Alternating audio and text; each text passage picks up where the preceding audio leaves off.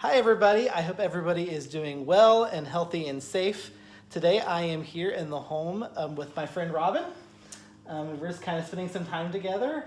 And this weekend's Memorial Day weekend, so I have great plans of cooking out this weekend.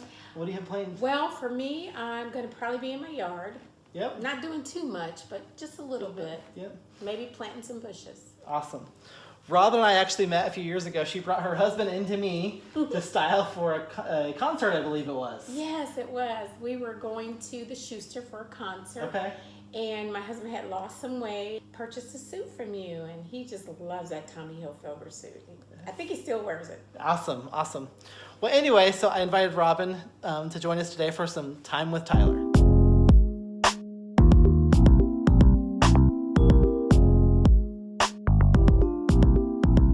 Well, it's hard to believe that this weekend is Memorial Day weekend and all the things that come with that. Robin and I were talking that it's kind of the unofficial start to summer. It is, it is. And all the things that it brings. But there's a reason we have Memorial Day. It's although we love the cookouts and the time with family and friends, and definitely we enjoy those times, but it also means something more in what it meant in the past. So, Memorial Day started way back right after the Civil War. And the Civil War ended in 1865.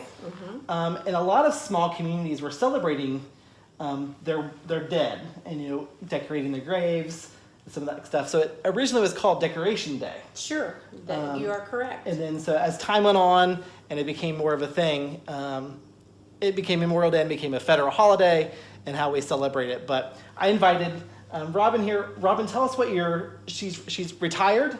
Retired Navy. What was your? I'm a chief yeoman Okay. chief, retired after 26 years of service.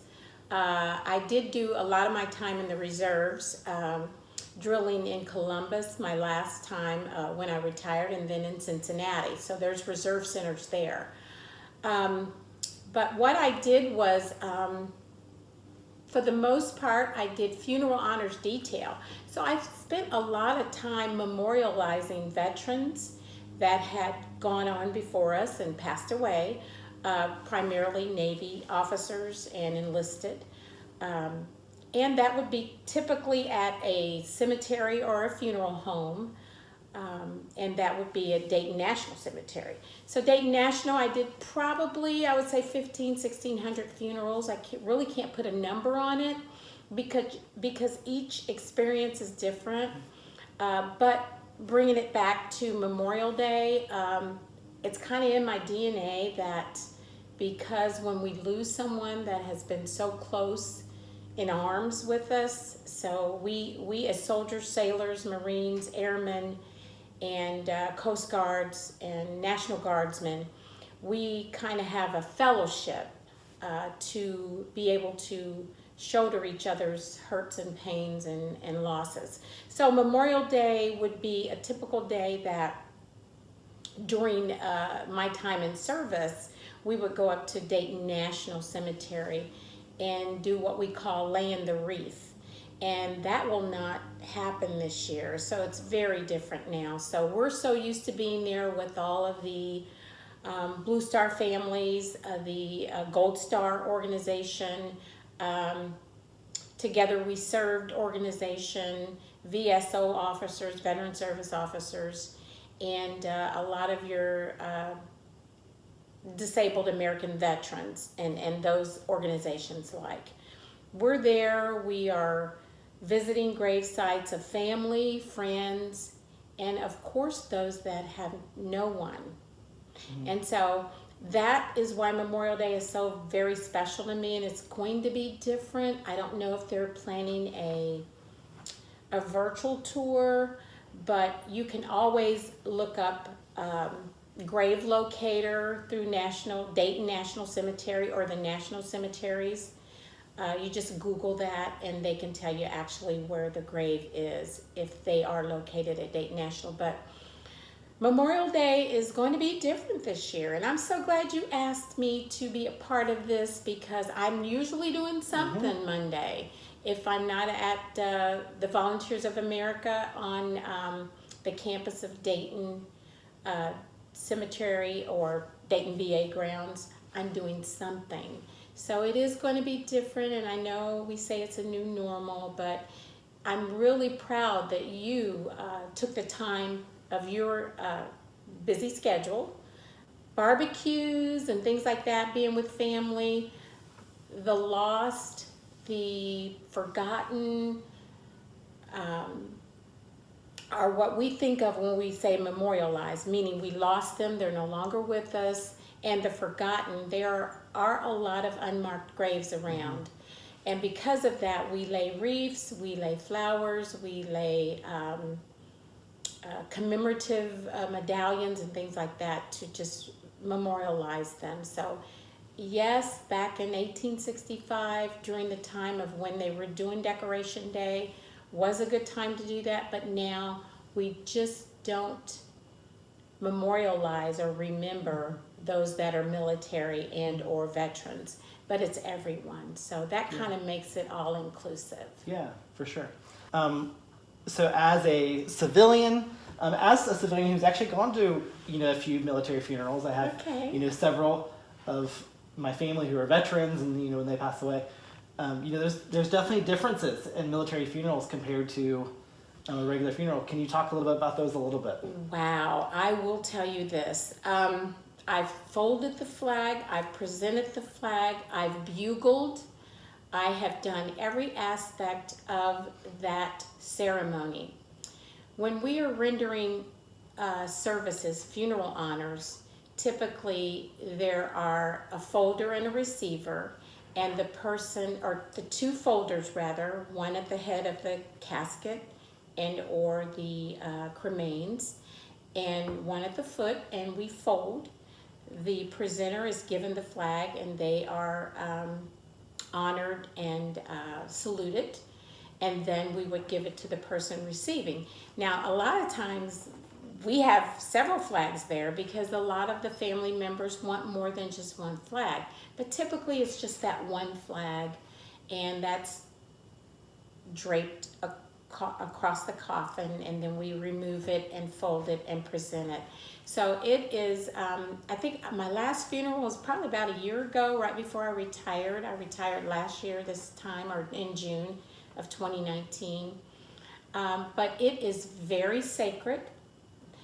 Typically, there is a volley, there is a 21 gun salute, there is taps, and then it is all a succession, and then the folding of the flag is last and presented.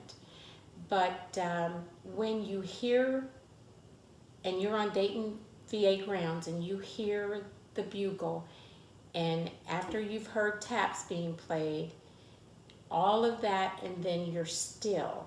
I don't care if you're walking, if you are in your car, you're going to stop it if the windows are down and it's in the summertime. Because it's a reverence, it's a respect, and it has a lot to do with that person and that person's family, the deceased and the deceased family. The very last thing that the family will see is that flag being presented and folded, and then of course presented. So it's very important. You can hear pin drop sometimes.